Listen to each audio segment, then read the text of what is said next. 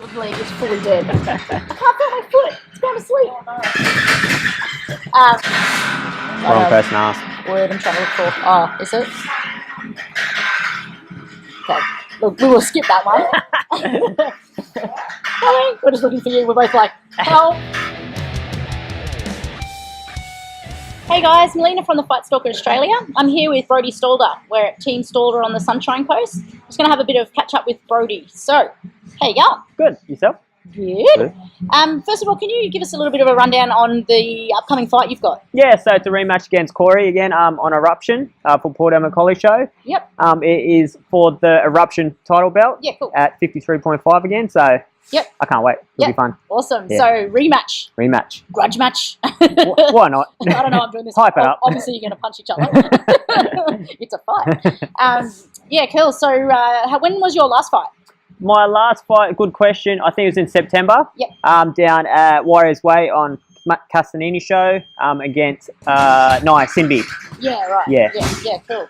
And can you give us a little bit of a background on your fight career? So how many fights have you had now? This will be 78. Yeah, awesome. Yeah, that's cool. And where did you do most of your training? Here in Australia or a lot more in Thailand? Near the end, not near the end, but probably the last 10 years, most probably half to be honest. Yeah, right. Actually, yeah.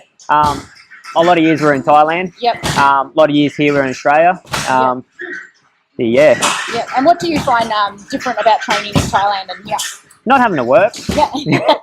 it's the training I think can be harder, but because you get to relax in the middle and not have to being on the tools for 10 hours a day then coming and training, it's a lot.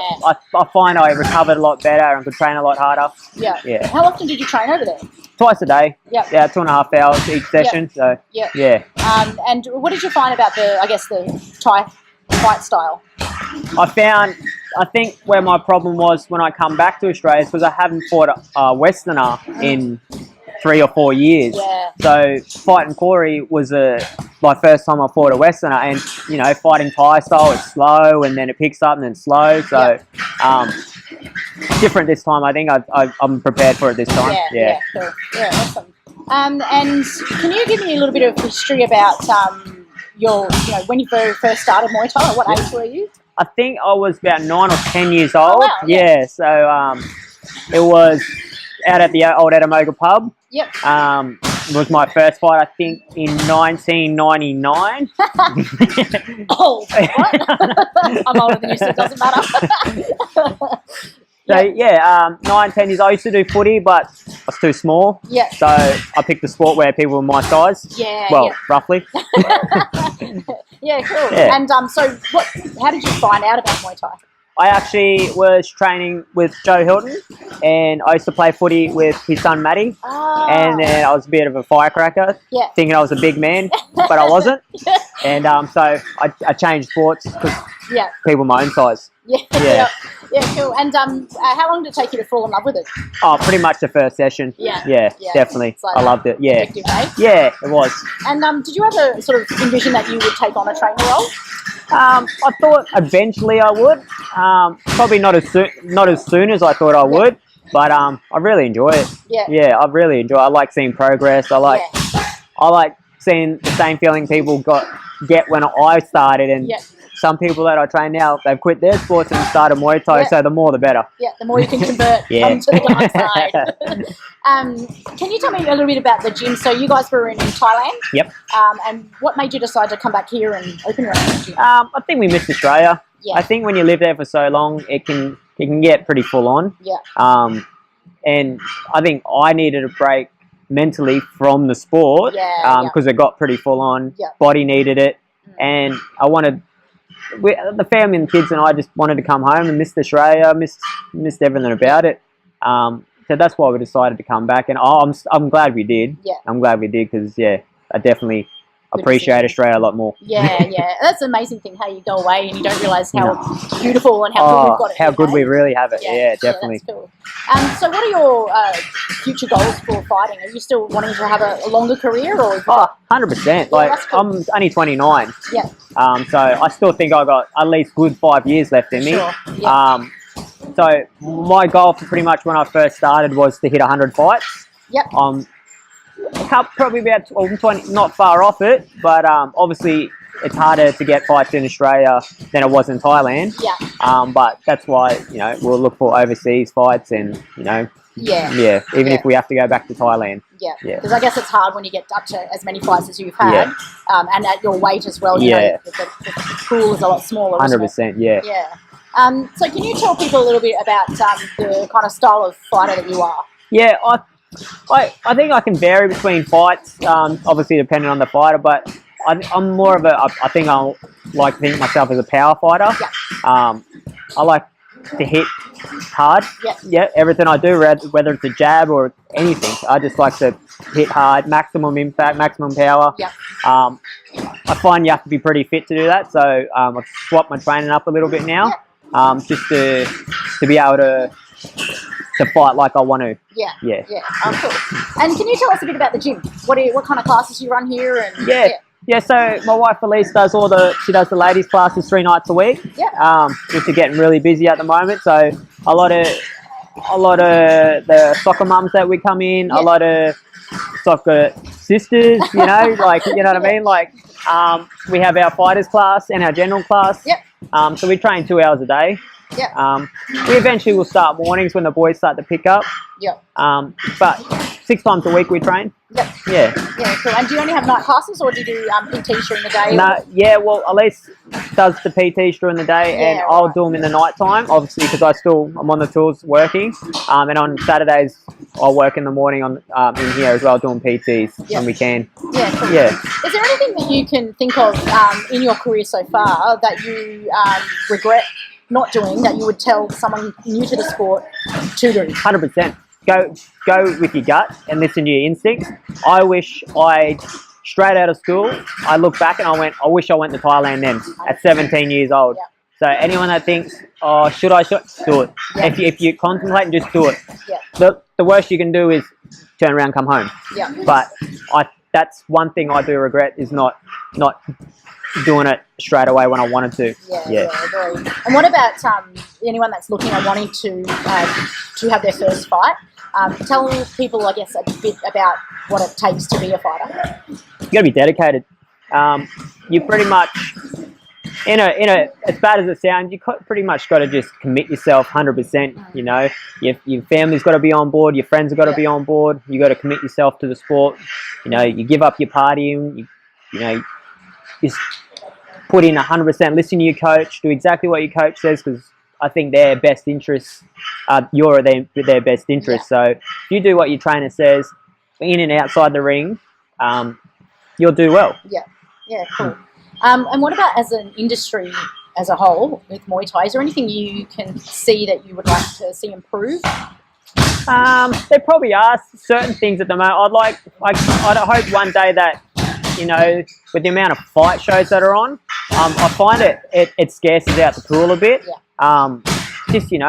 There's been a few weeks where there's been 4 shows in a weekend, and it sucks because all fighters want to fight as much as they can, but they physically can't sometimes. So even if the promoters and the promotion get on board with each other, regardless of the sanctioning body, just so every fighter can get as many fights as they can, because that's, at the end of the day, that's all we want to do is fight. That's it, exactly. Yeah, that's cool. What about anything you've seen in the sport progress since you first started to where it is now? Oh, the kids.